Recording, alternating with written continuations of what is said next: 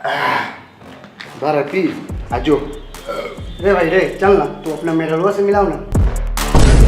साले इतना गर्मी में पंखा घर के खराब है आ ऊपर से मेहरारू से मिलू हमरा।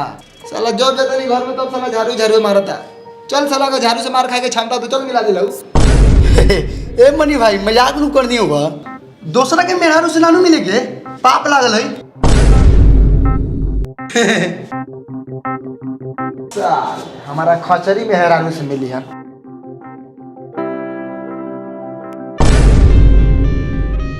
प्रणाम।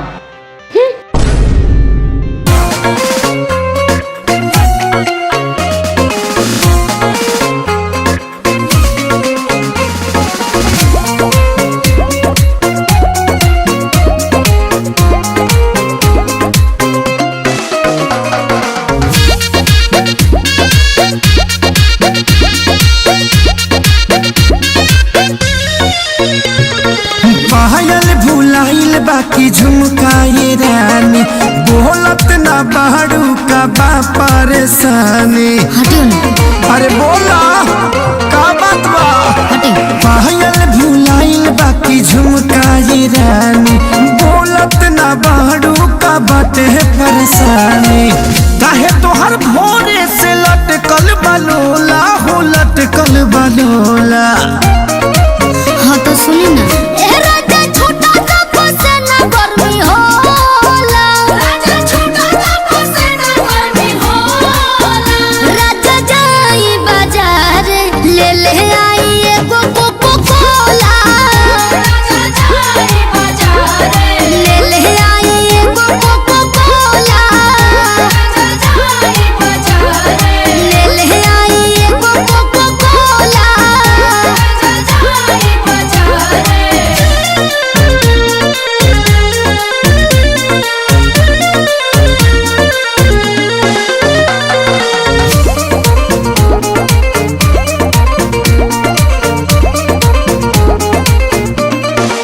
जवन जवन कहाँ बुलइबो सजनिया लहई पीला ग्लूकोच वाला पनिया।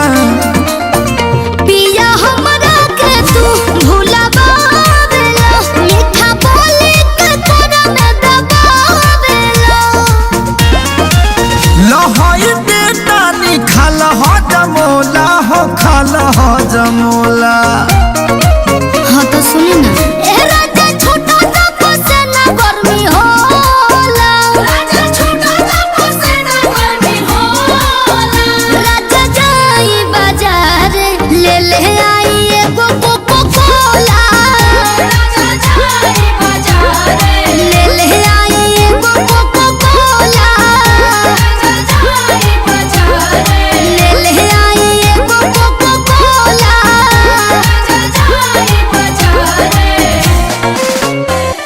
हाँ तो 45 रुपया लाओ, ला दियो कोको कोला चौक पर से। अरे बाप बड़ी जोर से मर ले बा। करमा तारी के तकारी कोको कोला पी। अरे मैया। नौकरी की तलाश एक थका देने वाली प्रक्रिया है, लेकिन क्या होगा अगर मैंने आपसे कहा कि आप एक फ्री टेस्ट दे सकते हैं, अपने हिसाब से नौकरी ले सकते हैं घर बैठे बैठे।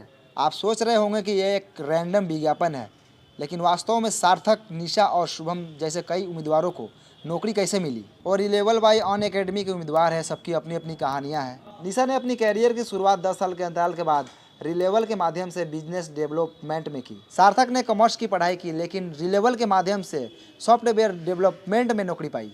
शुभम ने यूपीएससी की तैयारी के लिए भी ब्रेक लिया और फिर रिलेवल टेस्ट के माध्यम से प्रोडक्ट मैनेजमेंट में अपना करियर फिर से शुरू किया। केवल एक परीक्षा और इतने सारे अवसर।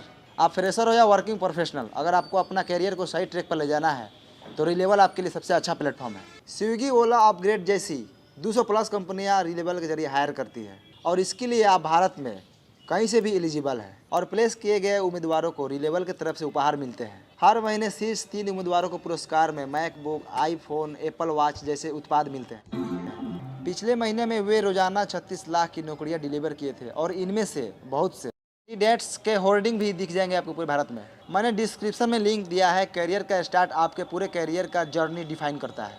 अगर आप भी भारत की शीर्ष प्रोडक्ट बेस्ड कंपनियों में अपना पसंद का काम करना चाहते हैं तो आज ही रिलेबल पे साइन अप करिए। ना कोई डिग्री ना कोई एक्सपीरियंस, बस skill. Go check it out today. ये देखिए मनी भाई को बीवी का गुलामी करते हुए, हाथ से पंखा हिलाते हुए और कोका कोला का पैसा बचाते हुए।